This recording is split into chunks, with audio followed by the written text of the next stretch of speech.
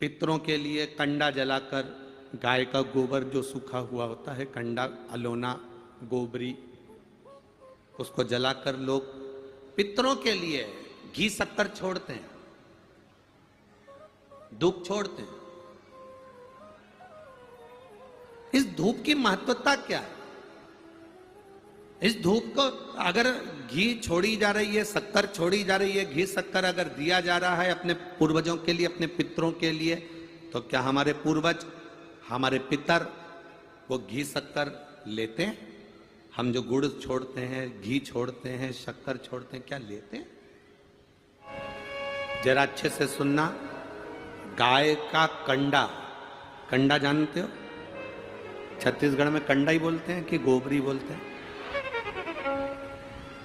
गाय का जो गोबर गिरता है, कंडा बनता, छेना बनता, या वो उपला, अलोना, गोबरी, जो समझो आप, वो बन गया। पितरों को घी में गुड़ मिलाकर, शक्कर मिलाकर धूप देते हैं। वो धूप का प्रारंभ कहां से हुआ वो समझना।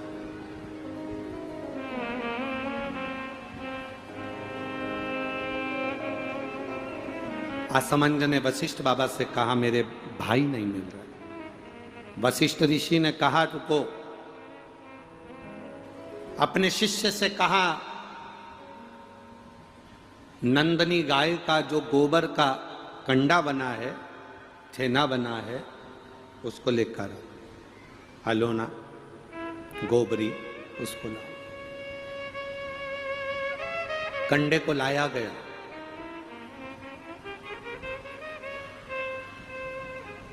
अग्नि में जलाया गया। जलाकर असमंज के सामने उसको रखा गया। उसमें नंदनी गाय के दूध का घी बनाकर उस कंडे पर छोड़ा गया। कंडे में से जो धुआं निकला, जो धूप निकली, जो तरंग निकली, जो सुगंध निकली, वशिष्ठ बाबा ने असमंज से कहा, सुनो, ये तरंग, ये धुआं, ये गंध इस कंडे की, गाय के गोबर के कंडे की, उस घी की तरंग जहां जा रही है वहां तुम जाओ। इस तरंग, इस सुगंध के पीछे पीछे जाना, तुम्हें तुम्हारे भाई प्राप्त हो जाएंगे। असमंज उस तरंग सुगंध के पीछे पीछे पीछे पीछे पीछे पीछे खुशबू लेते हुए सुगंध धुएं के पीछे पीछे जाने लगा।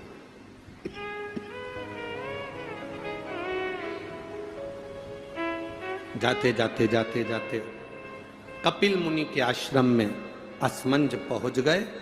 सुगंध, जो कंडे पर धूप दी थी, घी छोड़ा था, नंदनी गाय का जो घृत छोड़ा गया था, उसकी गंध से कपिल मुनि के आश्रम में राजा रुक गए। असमंज उस गंध को वहीं पर जानकर उन्होंने देखा, यहां पर जरूर मिलेंगे। तब कपिल मुनि मिले और कपिल मुनि से मालूम पड़ा कि मेरे 60,000 भाइयों ने कपिल मुनि पर घोड़े के चोरी का, अश्व की चोरी का इल्जाम लगाया था। अश्वमेध यज्ञ के अश्व की चोरी का इल्जाम लगाया था, इसलिए ये 60,000 कपिल मुनि के आश्रम में जलकर भस्म हो गए। 60,000 राख के ढेर बन गए। असमंज ने कपिल मुनि के हाथ जोड़ लिए, गुरुवर, मैं आपको नमन करता हूं, मेरे भाइयों से गलती हो गई, आप पर चोरी का इल्जाम लगा दिया। निवेदन केवल इतना है कि अब मेरे भाइयों का कल्याण कैसे होगा। ये मेरे 60,000 जो भाई मरे हैं, इनकी मुक्ति कैसे होगी, इनका मोक्ष कैसे होगा।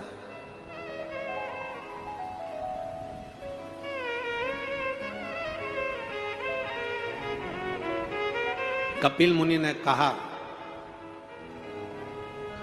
ब्रह्मलोक से गंगा पृथ्वी पर लेकर आने। गंगा का जल जब कपिल मुनि कहते हैं मेरे आश्रम में आएगा, तो ये 60,000 राख के ढेरों का कल्याण गंगा का जल कर जाएगा।